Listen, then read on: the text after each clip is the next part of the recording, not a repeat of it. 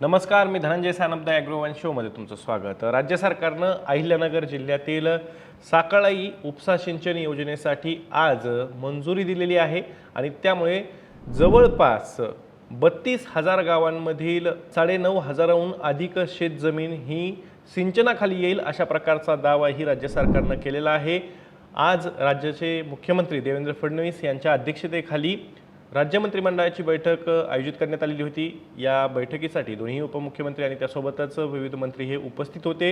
विविध कारणांनी आजची मंत्रिमंडळाची बैठक ही चर्चेत होती. एक तर राज्यामध्ये अवकाळी पाऊस आणि त्यासोबतच गारपिटीनं विविध भागांमध्ये हजेरी लावून मोठ्या प्रमाणात शेती पिकांचं नुकसान केलेलं आहे. रब्बीचा काढणीचा हंगाम सुरू आहे आणि यामध्ये शेती पिकांचं या अवकाळी पाऊस आणि गारपिटीमुळं मोठ्या प्रमाणात नुकसान झालं आहे आणि त्यामुळं शेतकऱ्यांना तातडीनं मदत जाहीर करण्यात येईल अशा पद्धतीची आशा होती, परंतु अद्यापही या संदर्भात निर्णय काही झालेला नाही आहे. मग आजच्या मंत्रिमंडळाच्या बैठकीत एकूण 6 निर्णय जे घेण्यात आलेले आहेत ते निर्णय नेमके काय आहेत, त्या निर्णयाचा कोणाला फायदा होईल याबद्दल राज्य सरकार नेमकं काय म्हणतं आहे, शेतकऱ्यांसाठी काही निर्णय आहेत का, सगळं काही जाणून घेणार आहोत आजच्या द ॲग्रोवन शोमधून. त्यामुळे तुम्ही व्हिडिओ शेवटपर्यंत नक्की बघा.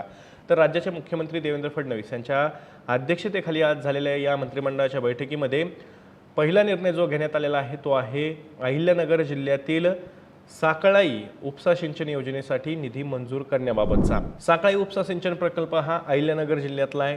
या प्रकल्पामुळे साधारण 42 खेडेगावांना जी काही सिंचनाची सुविधा आहे ती उपलब्ध होणार आहे आणि त्यामुळे या भागातलं जे क्षेत्र आहे तेही ओलिताखाली येईल अशा पद्धतीचा दावाही केला जातो आहे. खरं तर यासाठी विधानसभा निवडणुका असतील, लोकसभा निवडणुका असतील तेव्हापासूनच या प्रकल्पाच्या मागणीनं जोर धरल्याचं पाहायला मिळालेलं होतं. कारण की या दोन्ही निवडणुकांच्या पार्श्वभूमीवरती अहिल्यानगर जिल्ह्यातील शेतकऱ्यांना हा प्रकल्प करण्यात येईल, तो लवकरच कार्यान्वित होईल, त्याचं भूमिपूजन लवकर करू अशा पद्धतीचं आश्वासन सत्ताधारी आणि विरोधक देत होते आणि त्यामुळेच हा जो उपसा सिंचन प्रकल्प आहे तो महत्त्वाचा ठरलेला होता.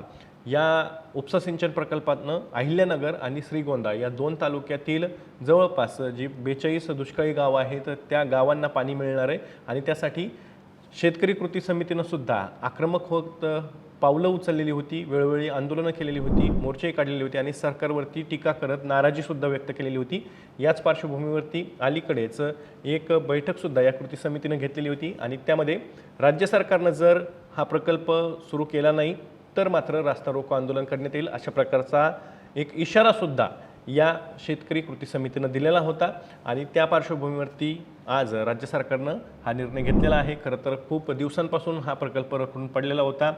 सातत्यानं त्या शेतकऱ्यांना या भागातील आश्वासनही दिली जात होती, परंतु प्रत्यक्षात मात्र त्याची अंमलबजावणी केली जात नव्हती. आज राज्य मंत्रिमंडळाच्या बैठकीत या निर्णयासाठी राज्य सरकारनं मंजुरी दिलेली आहे आणि त्यामुळे या भागातील शेतकऱ्यांचा सिंचनाचा जो प्रश्न आहे तो काहीसा सुटेल अशा पद्धतीची एक आशा निर्माण झालेली आहे. याच प्रकल्पासाठी 1,000 कोटी रुपयांहून अधिकचा आराखडासुद्धा तयार करण्यात आलेला होता आणि तो सुद्धा राज्य सरकारला सादर करण्यात आलेला होता आणि त्यामुळेच या प्रकल्पासाठी राज्य सरकारनं 1,234 कोटी रुपयांच्या वितरणास मान्यता दिलेली आहे. 32 अवर्षणग्रस्त गावांना त्याचा लाभ होईल अशा प्रकारचा दावा राज्य सरकारकडून केला जातोय आणि यामुळे 9,600 हेक्टर क्षेत्राला सिंचन सुविधा उपलब्ध होईल असंही राज्य सरकारनं सांगितलेलं आहे. दुसरा निर्णय आहे तो महसूल आणि भूमी अभिलेख विभागाच्या अंतर्गत येणारा, म्हणजेच महसूल विभागाच्या अंतर्गत येणारा.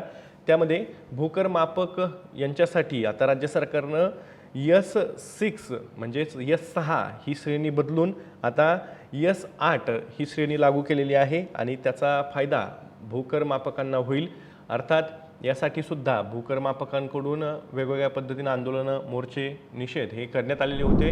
राज्यातील भूकर मापकांची वेतन श्रेणी ही S6 वरून S8 करावी अशा पद्धतीची मागणी 2003 पासून सुरू होती आणि याच मागणीच्या पार्श्वभूमीवरती राज्य मंत्रिमंडळाच्या बैठकीत आज निर्णय घेण्यात आलेला आहे आणि यापुढे भूकर मापकांची वेतन श्रेणी S8 करण्यात आलेली आहे आणि त्यासाठी सुद्धा आजच्या मंत्रिमंडळ बैठकीत मंजुरी देण्यात आलेली आहे. तर या पद्धतीचे 2 निर्णय आजच्या मंत्रिमंडळ बैठकीत झाले. तिसरा निर्णय जो आहे त्याच्याकडे आपण वळणार आहोत, परंतु शेतकऱ्यांची जी सध्या कोंडी झालेली आहे, कारण की रब्बी हंगामात मोठ्या प्रमाणात शेतकऱ्यांना फटका बसलेलाच होता.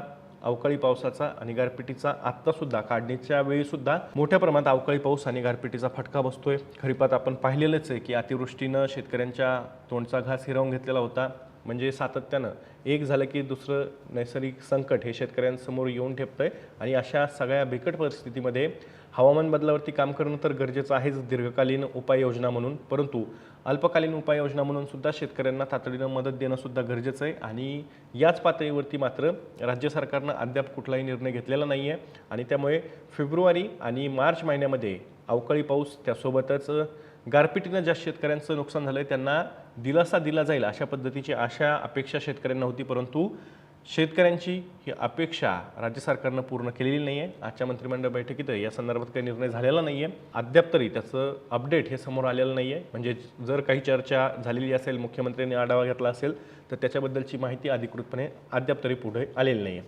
त्याकडे आपण पुढे त्याचं जे अपडेट असेल तेही घेऊच।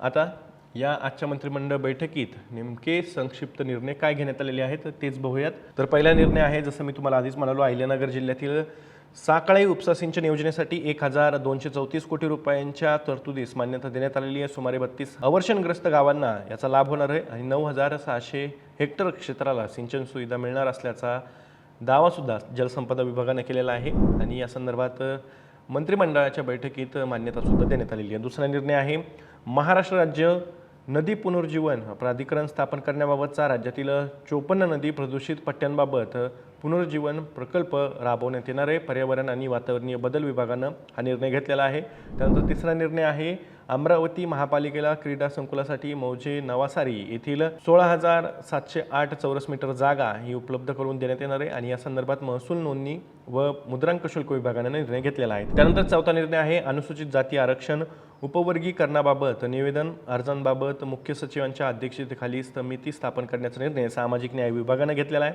पाचवा निर्णय आहे, भूमी अभिलेख विभागात आता भूकर मापक पदाऐवजी परिरक्षण भूमापक पद हे निर्माण करण्यात येणार आहे। त्यासोबतच हे पद पदोन्नती व विभागीय भरतीद्वारे भरता येणार आहे। राज्यातील भूकर मापक संवर्गातील कर्मचाऱ्यांना याचा मोठा दिलासा मिळेल असा दावाही महसूल विभागाने हा निर्णय घेताना केलेला आहे। राज्यातील हजारो दिव्यांग विद्यार्थ्यांसाठीच्या शिष्यवृत्तीमध्ये वाढ करण्याचा निर्णय दिव्यांग कल्याण विभागाने घेतला आहे। 8वी ते 12वीच्या दिव्यांग विद्यार्थ्यांना यातनं मोठा दिलासा मिळेल। 12 वर्षानंतर शिष्यवृत्तीच्या रकमेत वाढसुद्धा करण्याचा निर्णय आजच्या मंत्रिमंडळ बैठकीत घेण्यात आलेला आहे। दिव्यांग कल्याण विभागानं हा निर्णय घेतलेला आहे। अशा पद्धतीचे 6 निर्णय आजच्या मंत्रिमंडळ बैठकीत झालेले आहेत। या निर्णयाबद्दल तुम्हाला काय वाटतंय आणि ही माहिती तुम्हाला कशी वाटलेली आहे, तुमची जी प्रतिक्रिया असेल ती कमेंटमध्ये नक्की सांगा।